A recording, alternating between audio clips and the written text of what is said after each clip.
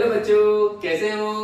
आज हम देखे आए हैं बच्चों एक प्यारा सा कॉन्सेप्ट जिससे तुम्हें मेरे ख्याल से काफी क्वेश्चन जो हैं वो समझ में आएंगे related to Newton law of motion. और उसमें भी आपके जो वेज हैं, और जब कंस्ट्रेंट का इक्वेशन आता है, कंस्ट्रेंट इक्वेशन बनानी पड़ती है तो हमें तकलीफ होती है, दिक्कत होती है, कैसे सर वो बनाएं। तो आज उसके लिए ये एक प्यारा सा एग्जांपल तो मैं लेके आता हूँ और उस एग्जांपल में तुम्हें समझ में आएगा कि कैसे हम उसके साथ ऑपरेट करते हैं। ठीक है, तुम्हें डेफिनेटली समझ में आएगा और आराम से तुम्हें वो दिक्कत दूर हो जाएगी कि कैसे इस क्वेश्चन को हम ऑपरेट करें, क्वेश्चन को सॉल्व कैसे करें। ठीक है, तो क्वेश्चन क्या कहता है, देखिए बच्चों क्वेश्चन क्या था है, एक आपका वेज है, राइट, ये एक आपका वेज है। ठीक है, अब ये जो वेज है इसमें एंगल कितना बना हुआ है, अल्फा है। ओके बॉस, अब यहाँ पे एक रॉड है, दिख रही होगी विचारो, ये देखो ये रॉड है, ऐसे सही है, ये रॉड है। अब ये एंगल, ये मास m का है, कैपिटल M, और इसका छोटा सा मास, मान लो बेचारा रॉड है पतली लेकिन अच्छा सा मास है m। अब क्या हो रहा होगा, और ये यहाँ से आगे बेचारी इधर उधर ना टहले और ये आराम से उसके साथ फ्लो में आ जाए, ऊपर से नीचे आ जाए। अब जब ये ऊपर से नीचे आ रही होगी, डेफिनेटली आ रही होगी, नहीं आ रहा होगा, ये जो रॉड है अगर वो ऊपर से नीचे आ रही होगी तो डेफिनेटली रिलेटेड टू दिस, ये जो नीचे वाला वेज है इसकी टेंडेंसी पीछे जाने की होगी, होगी नहीं होगी, होगी ना। तो ये ब्लॉक नहीं भी दे रखा है तो समझ में आएगा कि सर कोई एक्सटर्नल फोर्स तो नहीं लगा रहे हैं कि फिसलेगी। और ध्यान रखना सारे सरफेस स्मूथ, सारे सरफेस स्मूथ है, आपकी आधी टेंशन को मैंने खत्म कर दी, तो सारे सरफेस स्मूथ है। ठीक है, एवरी सरफेस स्मूथ, चाहे आपका ये वाला बात करो, चाहे आप ये वाली बात करो, कोई भी बात करो, स्मूथ है। तो जब वो फिसलेगी तो हल्का सा टेंडेंसी फॉर दिस बॉडी, यानी कि नीचे वाला जो वेज है उसकी पीछे जाने की होगी। जब वो पीछे जाने की टेंडेंसी होगी यानी कि उसका जो एक्सेलरेशन होगा सर वो इधर की तरफ होगा। ठीक है, अब यही क्वेश्चन है कि find the acceleration of this and this, यही क्वेश्चन, समझे बात। अब देखिए कितनी आसानी से उस क्वेश्चन को करते हैं। पहली चीज तो अब डेफिनेटली सबको पता है एफबीडी बनाने जा रहे हैं, फ्री बॉडी डायग्राम सबको पता है। तो अब ये वाला जो ब्लॉक है, ये वाला ऊपर वाला, तो ऊपर वाला जो ब्लॉक होगा बच्चों उसको मैं एक काम करता हूँ। ठीक है, जैसे एक ब्लॉक मान लेते हैं, आपको बचपन वाला आसान रहता है, राइट। एक मान लेते हैं ये ऐसा, ये बड़ी रॉड ऐसे नहीं है, ये रॉड ऐसे है। ठीक है, अब इसका डेफिनेटली आपका जो मास होगा या वेट होगा, वेट हमेशा डाउनवर्ड लगता है, सबको पता है। ठीक है, ये मेरा नॉर्मल रिएक्शन n है ना, ये नॉर्मल रिएक्शन n। ये एंगल अगर गलती से अल्फा है भाई साहब तो ये भी अल्फा होगा, और ये मेरा नॉर्मल रिएक्शन है तो ये अल्फा है तो ये भी अल्फा होगा। और ये अगर नॉर्मल रिएक्शन क्या है, ये धक्का इसको दे रहा है, इस रॉड को वो धक्का दे रहा है, राइट, ये धक्का ऐसे दे रहा है नॉर्मल रिएक्शन, ये वेज इसको रॉड को धक्का दे रहा है, रिमेंबर दैट, ये इस पे फोर्स लगा रहा है। तो अब ऐसे अगर लगेगी नॉर्मल रिएक्शन फोर्स तो ये होगा n cos अल्फा और ये हो गया n sin अल्फा, समझे, ये हो गया n cos अल्फा, ये हो गया n sin अल्फा। अब सर इसका जो मोशन हो रहा है वो डाउनवर्ड हो रहा है, एक्सीलरेशन डाउनवर्ड हो रहा है नहीं हो रहा भाई बच्चों। ठीक है, जब एक्सीलरेशन इसका डाउनवर्ड हो रहा है तो सर डेफिनेटली ये वाली जो फोर्स होगी वो ज्यादा होगी इससे। तो पहली इक्वेशन जो बनेगी, the first equation of motion will be mg minus n cos alpha is equal to ma।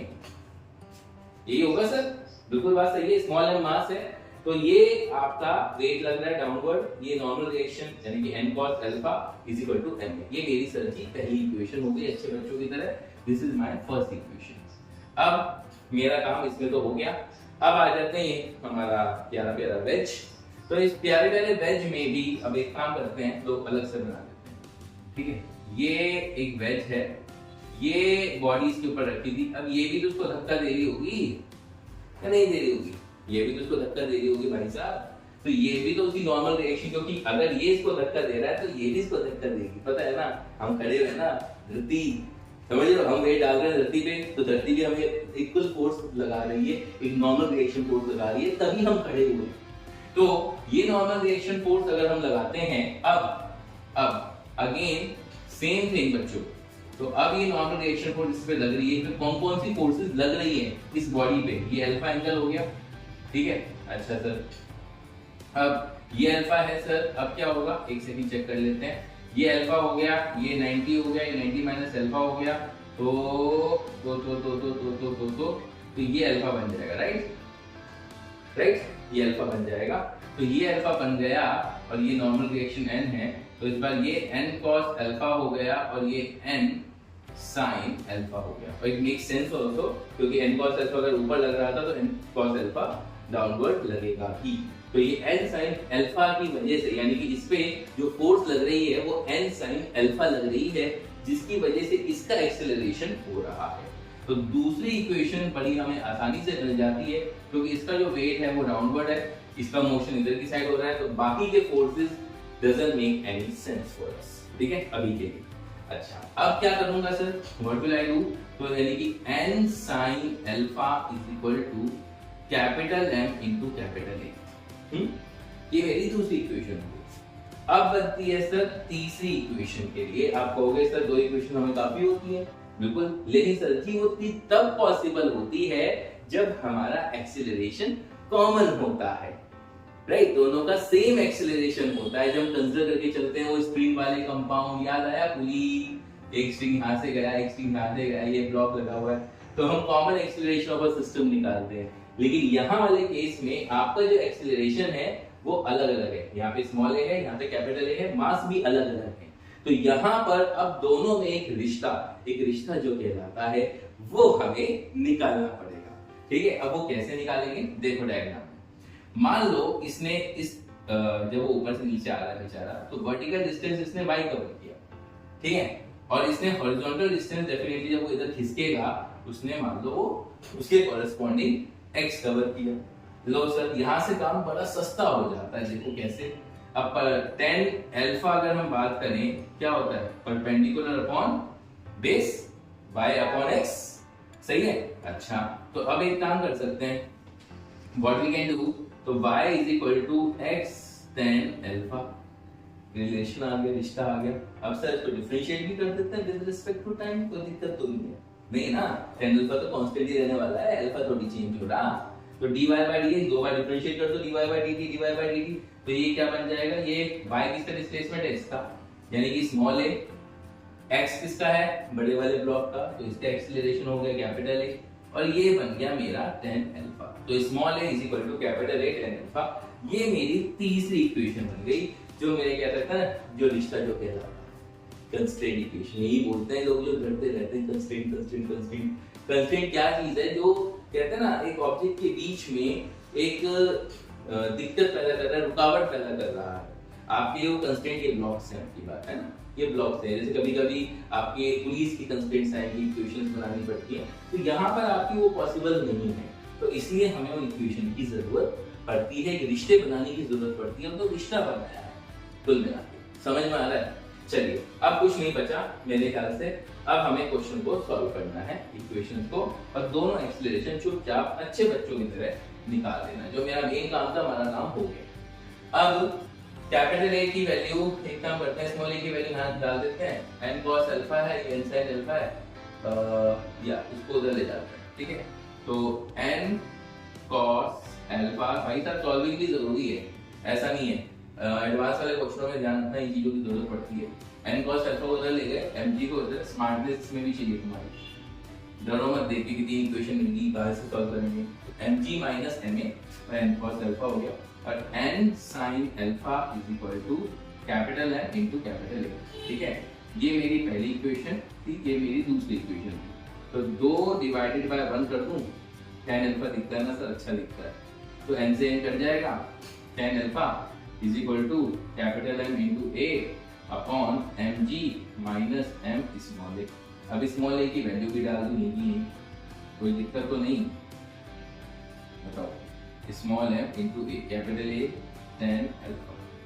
कोई दिक्कत, कोई परेशानी, कोई भी बीमारी हो बता देना, ठीक है। अब इसको यहाँ मल्टीप्लाई कर देता हूँ, अब तो सिंपल है, mg tan alpha minus ma tan square alpha is equal to capital M A. ठीक है, इसको उधर ले जाते हैं तो M ji tan alpha is equal to A common ले लो अच्छे बच्चों की तरह, तो M tan square alpha plus capital M. ठीक है, ए की वैल्यू निकालनी थी जिंदगी में, तो एम जी tan alpha upon M tan square alpha plus capital M. लो सर, ये बन गई मेरी ए।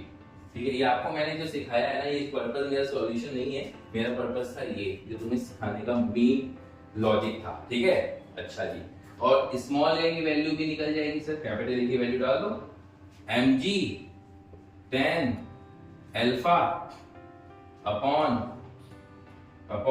M tan square alpha plus capital M. अच्छा बॉस, ठीक है, और आगे टेन अल्फा भी है, यानी कि टेन स्क्वायर अल्फा यहाँ पे भी हो गया। लो सर, ये मेरी स्मॉल ए की वैल्यू, ये मेरी कैपिटल ए की वैल्यू। जिंदगी बड़ी अच्छी है, बहुत प्यारी है, तो सीखते रहिए ये चीज और करते रहिए किसी के संग। और अगर अच्छा लगा कॉन्सेप्ट, सीखने को बढ़िया लगा, तो चैनल को जरूर फॉलो करो। जो भी दिक्कत, जो भी डाउट्स हैं मुझे भेजो, डेफिनेटली आपके मैं प्रॉब्लम भी इश्यू सॉल्व करूंगा। वीडियोस भी आप कंटिन्यूसली क्लास देखते रहिए, काफी कॉन्सेप्ट मैं आपके क्लियर कर रहा हूँ बहुत आसान तरीके से, ताकि आपको समझ में आए असलियत में। ठीक है, स्टोरी बने फालतू में उस चीज की। तो क्लियर हुई बात अभी? आया? गुड। तो सीखते रहिए, करते रहिए किसी के संग। Thank you.